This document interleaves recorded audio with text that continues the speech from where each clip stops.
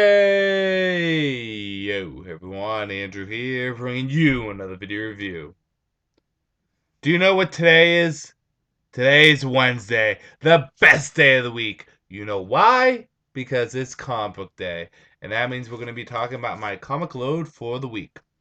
Now, this is the fifth week of the month, which does happen from time to time, so we got a few stragglers, like Aquaman issue 12 and Justice League issue 12, that should have been coming out last week. They just kind of set back for this week. We also get four annuals, a mini, and a one shot, along with some before Watchmen. So, even though I thought this week was going to be relatively small, it turned out to be a decent sized week. So, let's just get into it, shall we? I'm trying to find a place to put the comics while I talk about them. Starting things off is Detective Comics Annual Issue Number 1, and we might as well start with all the annuals. So this story is about Black Mask. He escaped Arkham Asylum. Apparently he's using his mask to hypnotize people so that they thought he was still there. It happened during Court of the Owls, which was Detective Comics Issue 9, I believe? 8 or 9, one of the two. Correct me if I'm wrong, but anyways, they're bringing Black Mask as a character, and this is the original Black Mask. He is now alive in the New 52. They're trying to bring him back to his original roots. Not quite that crime lord psychopath with a tad bit of humor to him. He's more or less the Black Mask with the False Face Society. The mask is actually a mask, not part of his skin. He uses hypnotism, bringing the character a bit back to the roots, which I'm a little uneasy about and a little torn about because on one hand, it's actually handled very well. The story was very well paced. It had some good dialogue. The art was pretty good too, and Black Mask was an enjoyable character to read. However, on the flip side, I kind of like the Black Mask that we got from War Games On. That was a little edgy, kind of funny in his own creepy right. And at the same time, he was downright scary. Black Mask in Catwoman's comic, when Darwin Cook was on it, was scary. He took Catwoman's brother-in-law's eyes out and fed it to himself, to the brother-in-law. Took his own eyes out and gave it to the brother-in-law, forcing his wife to see. No, I'm sorry. He had Catwoman's sister and her brother-in-law took her brother-in-law's eyes out and put it in his wife's mouth and forced her to eat it. It's pretty screwed up. Excuse me, my throat is still a little raspy. Besides that, the issue was okay. I wouldn't say it was anything to write home to. But if you're a fan of Black Mask and you want to try the new feel of him, it was good. I'll give it a 3 out of 5. Again, nothing to write home to, but still fun. Superman Annual Issue Number 1. So Scott Lobdell is jumping onto Superman here, and this is what we call a groundwork laying comic. This really won't have any connection to Superman for the next story arc, but is setting up story aspects and different kind of things for later story arcs. Basically, Hellspawn is back, and he wants to, do what Hellspawn does, and believe that he's actually helping the world, but really he's not. Come on, he's evil. And we get to learn a little bit more of his integral works in the DC Universe history, including its past too, which kind of ties a little bit into Demon Knights if you read Demon Knights, but if you didn't, don't worry about it. So basically, Superman says, "Oh, screw this! Hellspawn's back. I'm gonna go screw up his shit." But Hellspawn actually knocks Superman pretty hard into the moon. Along the way in this comic, we get to see Grifter, Starfire, and Hawkman all have their interactions either with Superman or with agents of Hellspawn. Good, bad, whether or not you should get it. Good, I thought Hellspawn was well used as a villain. I think he should become a Superman villain because he's intimidating not only physically but also with his grandeur and his strength and his overall power that he has. He can fight Superman to the limit. I also like the groundwork that they're laying here. This is not going to be continued in the next story arc, but it'll be continued later. Maybe farther down the line, we can see some crossovers with Grifter or Stormwatch. Oh, Martian Manhunter's in this too. I completely forgot. Even though he's not part of Stormwatch anymore, he's in this.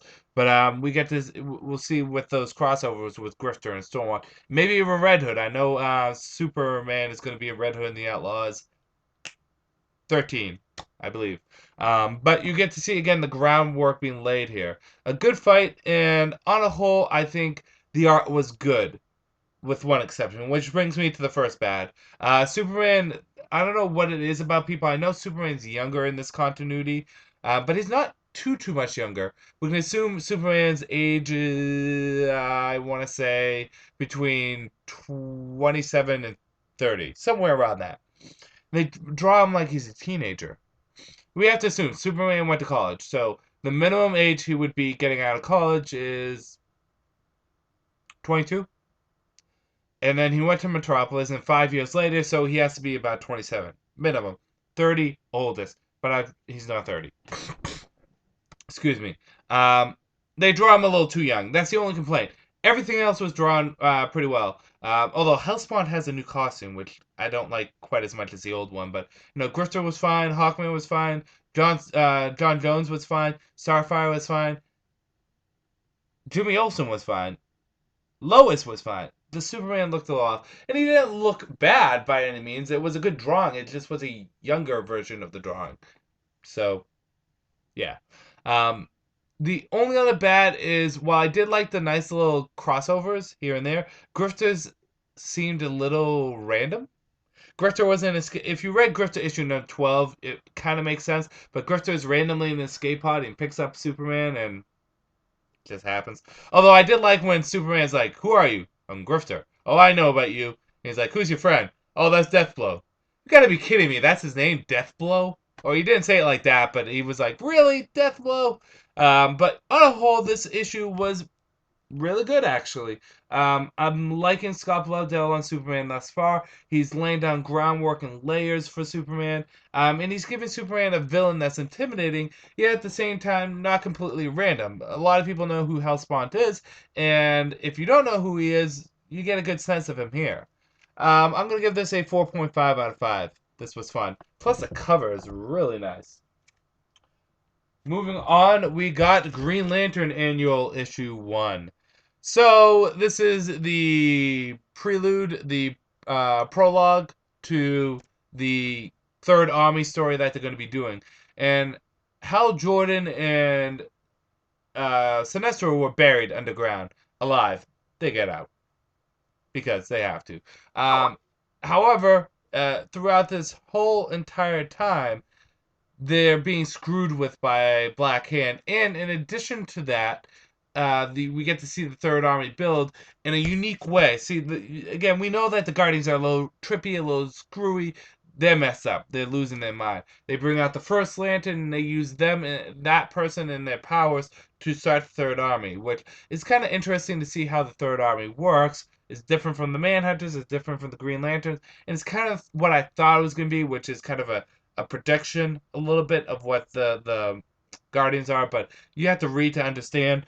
But that's basically what happens: is it's setting up with a cliffhanger, and no one is happy at the end of this. People will not be making it out alive, for lack of a better term. Good, bad, whether or not you should get it. This is a a setup, a prelude. So with that, it was good. It was fun. There was one particular dialogue and moment where Hal Jordan is digging out Sinestro, and in his inner dialogue, he goes, "Sinestro buried. I don't know if I should cry or if I should laugh," which it just speaks volumes of who Sinestro and what Sinestro and John. Did I say John Stewart? Hal Jordan's relationship is. In addition to that, we get to see more of their relationship with their frenemies, and it works out just so beautifully. I'm not going to be. I'm going to miss these guys while they're going to be gone. Although there is a chance they could be in the Third Army story. They probably will be, especially with the spoiler we had at the end of, or the cliffhanger we had at the end of issue 12 of Green Lantern. But those characters just so work so well together. But if you read Justice League 12, you kind of see them starting to set stuff up with Hal not being around. I hope I don't reveal too much, but people probably knew that. Bad. No bad. This was good. I'll give it a 4 out of 5. It was fun.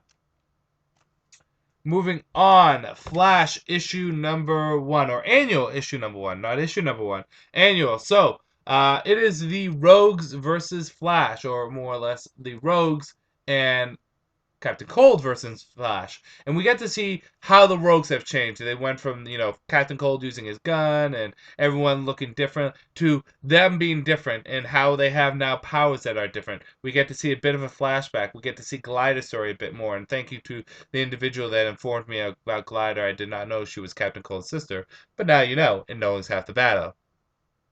So go ahead, insert GI Joe there. But we get to see a bit of the backstory with the rogues, which was desperately needed because we've been getting all these rogues throughout the issues, and it's been fun. But we're like, what's happening with these rogues? Who are they? Where are they from? What they did? I mean, are they the rogues of previous years?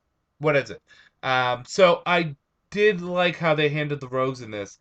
In addition to that, and I guess I kind of just went into the good, the art was pretty good in this, and the ending was awesome and hilarious at the same time. I don't want to reveal it, but it was awesome and hilarious.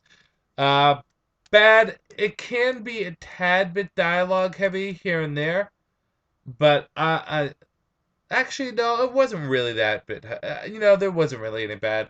I will also give this a 4.5 out of 5. I enjoyed this. I think I enjoyed it a little bit more than Superman, but I'll give it the same ranking. On to a one shot. We are looking at Looker, issue 1, or a one shot issue. Now, if you know nothing about Looker, and I wasn't originally going to pick it up, but I picked it up anyways. Looker was originally a member of the Outsiders. Now, her history is a little bit different than New 52, but one of the things that happened to her in the Outsiders is that she got bitten by a vampire and became a vampire. This happened, I think, in the 90s, but she made a resurgence with the Outsiders towards the end of the Chuck Dixon run. Um, Not the most popular character, and not a character I'm very well versed on, even though I'm a big fan of the Outsiders. But yeah, I decided to pick up Looker because it's a one shot. What the hell? Basically, in this continuity, I don't think Looker was ever part of the Outsiders if the Outsiders existed. I think the Outsiders might have been mentioned in issue 1 of Batman Inc. I could be wrong. But basically, her story is this. She was a runway model, got bitten by a vampire. Now she's kind of a pseudo vigilante of sorts, a defender of runway models. And she owns a fashion runway model business, a modeling business. And basically, a bunch of her girls are being abducted and killed. And Looker doesn't like this. Um, and she goes out and she basically is trying to save those girls. And she comes across what is abducting these girls, and she tries the best to fight them. Good, bad, whether or not you should get it. I think I just spat on my computer. It happens. Good. The art was really nice in this. I really like the art. They did a good job at proportioning bodies, making Looker look sexy without what's the word? Without making her look slutty. All you really see is she has a midriff, but she looks good, and all the characters looking good in this, from the cop that she hangs with to the enemy she fights at the end. Which, boy, talk about facelift. You'll know what I'm talking about. Everything looked good here. The dialogue was pretty good too. I liked the action that was done in this. I liked the fight scene at the end, and the pacing was very nicely too. Bad one is I like the story and I like the characters. The characters were fun in this too. I like Looker as a character. I think she's a fun, interesting character. The problem with this is that the one concept is silly. She's a vigilante protecting models. Unless I read into it wrong, this is only one shot story, so really she's just protecting her girls. But it's kind of a silly concept if they were ever to fly with it more than that. But they're not. It's a one shot. So I don't know if I can consider that 100% bad, but it's still something to think about. Number 2 is about halfway through the story, you get so entrenched in who Looker is and her characters and her history that you kind of forget what the plot is about. It wasn't until the very end I'm like, oh yeah, these girls are getting killed. She's trying to help them out.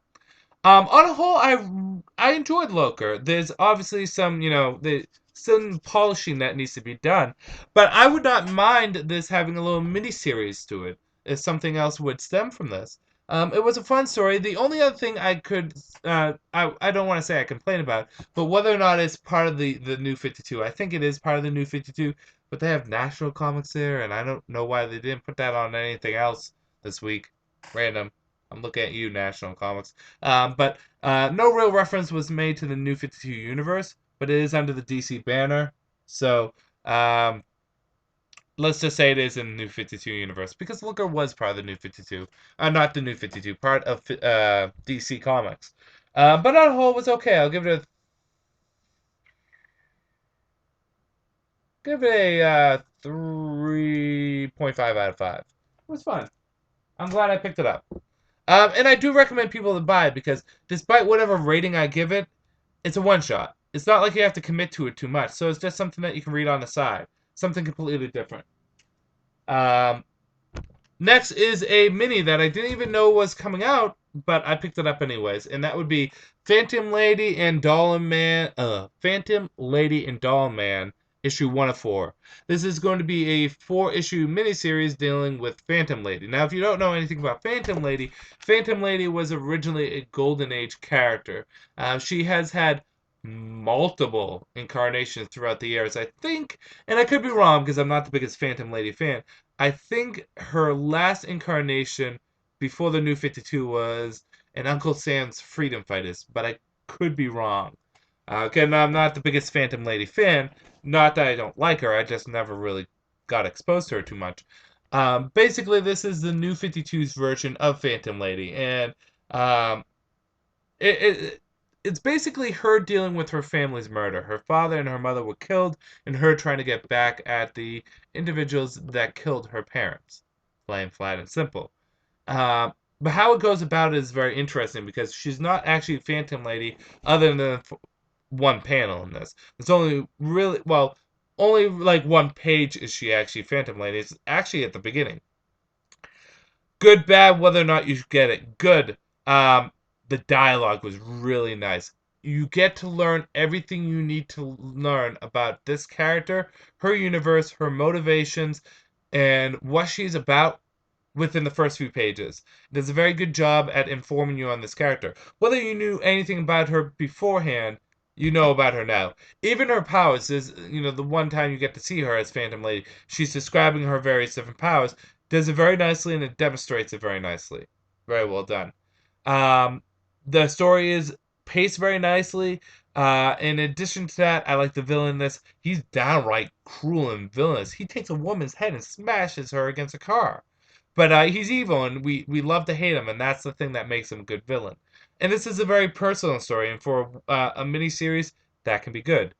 Bad. The only bad I can say is some of the art is also good too. But that brings me to one of the bads is that her friend, who is the doll man here, sometimes his facial features and the art on the cover is not actually the art in the book, but sometimes his facial features he gives at certain times look a little off to what I believe he actually is like displaying emotion wise. Like he looks really pissed at times when he's not pissed, and vice versa. And it can be hard to kind of grasp where the character is at. Um, but hey, whatever. The only other thing, and I'm trying to think. Oh, the only other thing is I'm not too keen on the costume, but that's more preference. It's not bad by any means at all. But I'm just wondering, like I can kind of understand why. I mean, because they want to show cleavage, but why does she have here the hood connect there, where the hood can connect like a hoodie right here, and then you have the V cut. In addition to that, I don't like these circles here. It's like, what are those for? But besides that, Phantom Lady was a good issue. I think if I had to compare it to Looker, I liked it a bit better than Looker. Although Looker had the better art in my opinion, and I think maybe the better character. This had the better story, and probably conveyed the story a lot better, and conveyed even the character a little bit better. Even though I thought the character was a little bit better with Looker, I think the character was presented a little bit better with Phantom Lady. Uh, this was a good issue. I liked it enough that I'm going to pick up issue 2. I'll give it a 4. Yeah, 4 out of 5. Aquaman, issue number 12. I don't want to reveal too much in this, but shit goes down. Basically, we find out what Black Manta is after and why he's after it, and a big fight ensues, and someone does not come out alive. So that's basically the story. It's not the end of the story. Issue number 13 is the final issue of the others for the story arc. Itchiness, sorry. But yeah, we'll get into the good, the bad, and whether or not you should get it. Good, the fighting was fun. And what I like about Aquaman is Superman, Batman, Flash, Green Lantern to a point. Don't kill. That's the MO. They don't kill. Um, Wonder Woman and Aquaman are different. They'll kill, and I'm fine with it because they only kill when necessary. Even though Aquaman's on a freaking tirade here, and he's like, "Oh, I'm gonna kill Black Manta." No, I'm okay with the fact that I mean, there's one section where Aquaman throws a trident through someone's chest. Aquaman and Wonder Woman have different methodologies and philosophies when it comes down to fighting. They don't use those when they're on the Justice League, but they have them. So I think it's handled very well with that. The fighting was good. The characterization was good. Uh, the only problem that I felt as though is like they could have kind of ended and this is the only problem. They could have kind of ended the story here, unless Jeff Johns has something, unless he wants another big fight. But this could have easily been the climax and changed the ending a bit. But who knows? Issue 13 is the end of the story. We can see how it goes from there. On the whole, I'd give Aquaman a 4 out of 5. It was a good issue. I don't know if the story is lasting longer than it should, but it was still a good issue. I enjoyed it. Coming up to the last two titles this week, Justice League issue number 12. And a very nice cover, despite the fact that I do not want Wonder Woman or Superman to be together. Let me just take a moment to talk about this.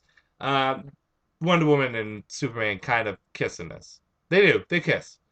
I will reveal that right now. Here's the thing. Whether it was handled well or not, here's the thing. I don't think Wonder Woman should ever be with Superman. Nor do I think she should be with Batman, although I think it's handled better when it's with Batman.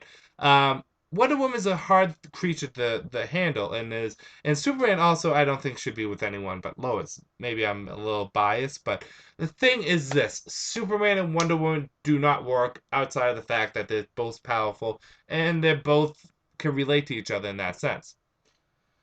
And that's the real reason why Superman and Wonder Woman will kiss in this, is because they're both alone. They can't relate to anyone else. They're not gods, but they're not humans, and they find comfort in each other. That's fine. Whether that's handled well or not, that's good.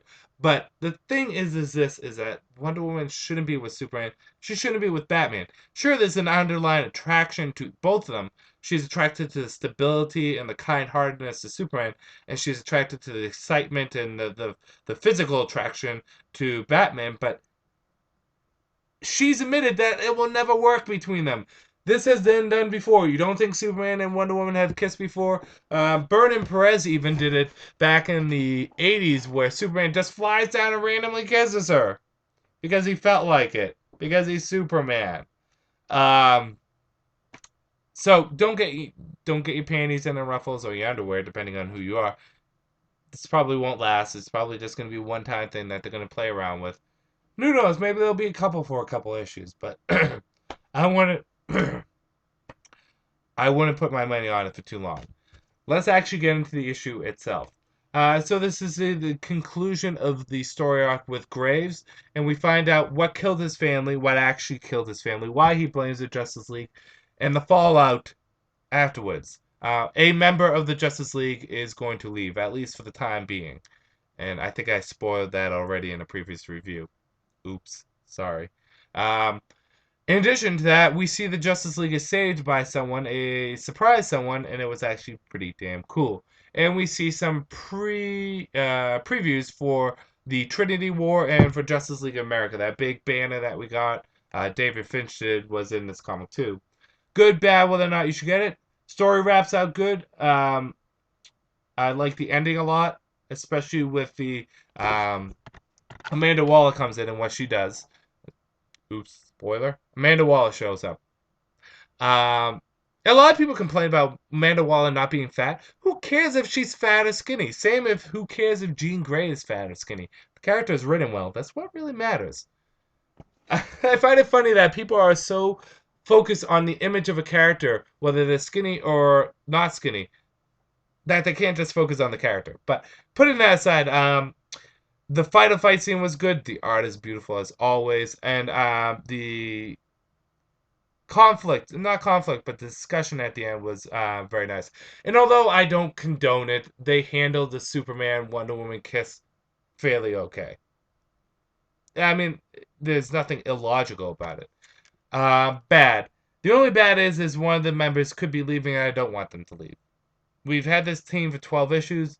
It should it should stay those 7 members continuously. But I think a slot's going to open up because Shazam's going to be jumping on it.